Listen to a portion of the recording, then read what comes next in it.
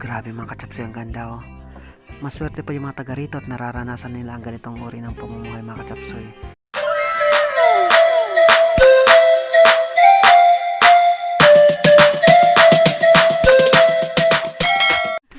Welcome back mga kachapsoy sa aking YouTube channel na Maestro Waray. Ngayon mga kachapsoy, nandito po tayo ngayon sa Barangay Marubay, Lawang, Northern Samar. Bahagi pa rin po ito ng Batag Island dito po sa Lawang, Northern Samar. Ngayon mga kachapsoy, pupunta po tayo sa isang natatagong kariktan dito sa Barangay Marubay, ang tinatawag nilang tinai. Ang tinai po mga kachapsoy ay isang salitang ni Norte Samarno na ang ibig sabihin po ay laman loob, either ng tao, ng hayop o ng ano pa man yan. So alam sa mga kachapsoy, in short, bitoka. Excited ako dun sa part ng bitoka na ano, may laman ng tae. So tingnan na lang natin mga kachapsoy kung ano bang ang itsura po ng tinai na yan. Kung yan ba ay may atay, may budang, may balon-balunan, ayan, kung may apdo, ayay, apdo. At kung may pusong mapanakit.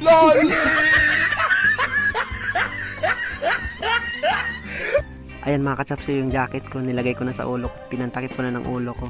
Syempre protection sa init ng araw at higit sa lahat sa syempre sa chinchanso.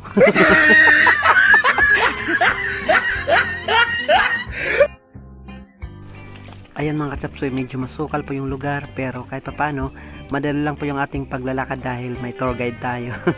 Shoutout po sa mga pamangkin ni Kuya Remias. Ayan, shoutout kay Kuya Remias Mendoza at sa kanyang pamilya. Sila po yung nag-ano sa amin dito, nagturo. Nagturo ng tamang daan. Huwag nyo kaming ililigaw.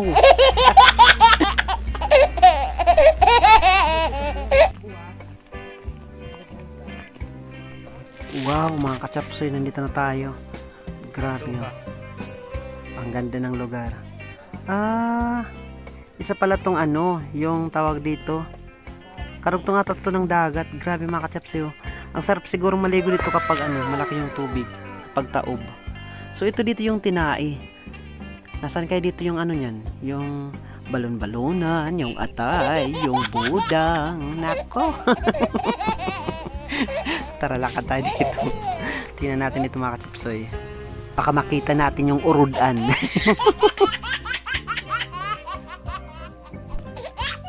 Pero grabe mga kachapsoy, ang ganda ng likha ng kalikasan.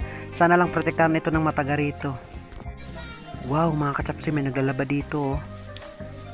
Nako, presko. Presko dyan mga kachapsoy oh. Mas masarap yan kapag may tagay. Nako, kung alam ko lang mga kachapsoy, nagdala sana ako. Nagdala sana ako ng ano, ng emperador. At o kaya tanduay. O kaya manyang. Grabe mga kachapsoy. Ang sarap po dito kapag ano, mas maganda po ito dito mga kachapsoy kapag malaki po yung tubig. At talaga namang mga kachapsoy, ang linaw ng tubig oh. Tingnan ninyo. Mas malinaw pa sa mga relasyon nyo.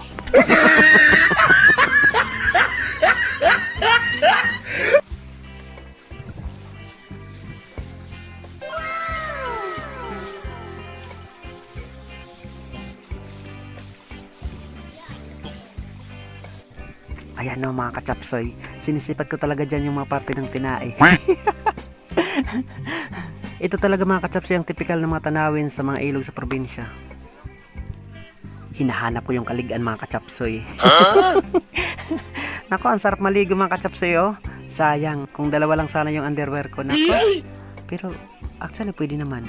Mag side side B ako.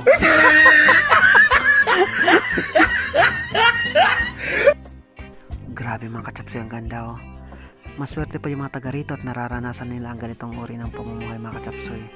Malapit sa dagat, payapa, tahimik, magandang buhay. Ayan oh. Sana po magtulong-tulong po yung lahat ng mga taga rito, lalo na po yung mga taga Barangay Marubay po, na alagaan, protektahan at panatilihin pong malinis, maganda at maayos po ang lugar na ito. Sa lahat po ng mga kachapsoy, dayuhin po natin ang Batag Island. Napakaganda po.